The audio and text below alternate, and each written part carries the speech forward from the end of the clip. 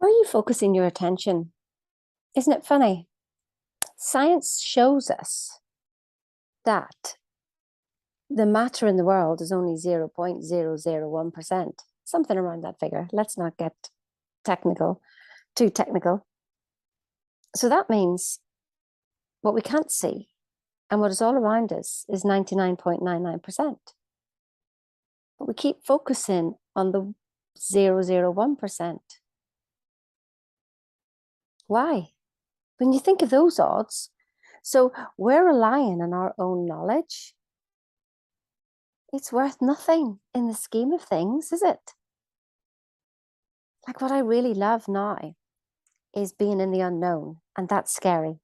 I mean, it literally is scary being in like the void of going, I have no clue what is happening next. And you know what it said in the Bible? It said, lean not on thine own understanding, trust him in all thy ways.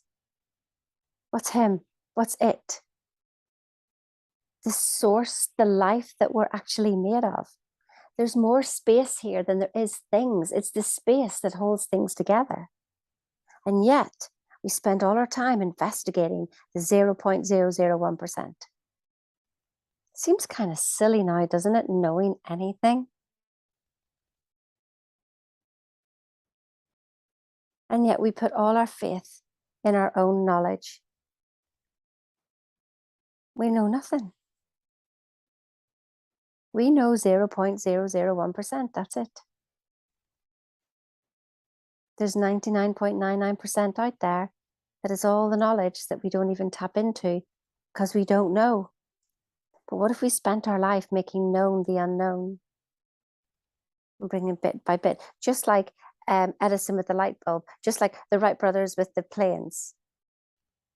They saw something in their imagination and then they tried to find it. And you know, the times of the greatest inspiration is when you're not thinking. And so that's where it says in the Bible, I come when you think not.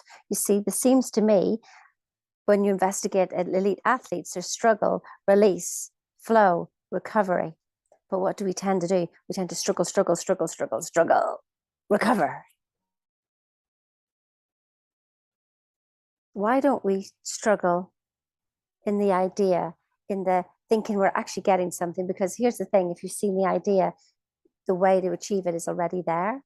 And you will be shown if you were to listen rather than just constantly figure it out yourself. You see, what I realized was if I figured out the problem on the level of the problem, then I would always have the problem. It would be recurring. It's just all I did was move around and had a different perception and it looked like it was fixed, but it wasn't fixed. It wasn't. I was just still in the vibration of the problem, afraid of it coming back again. I mean, even lesson one and thinking into results, like that is everything. And we think we know it all because we've listened to a 15-minute video. I know nothing. So I've learned to ask questions and shut up and listen, learning to give myself a command and wait for the instructions. It's scary. And to most people, it's like, that's a stupid way to go about your life. But I don't have the answers. I mean, I've worked hard, but I don't believe we have to work hard. I mean, you will be working hard if that's all you're looking at is the 0.001%. You're going to be working very hard. Why not lean not on your own understanding and ask a question? And can you wait a couple of days? Because that would be divine timing, not your timing. Life is happening regardless. Life is living you. You're not living life. Have you ever thought about that one? I mean, who created you in the first place? Who's breathing you right now? Life is living itself through you and giving you these pictures that you can either accept or reject. It's not you wanting anything. It's life wanting to experience itself through you.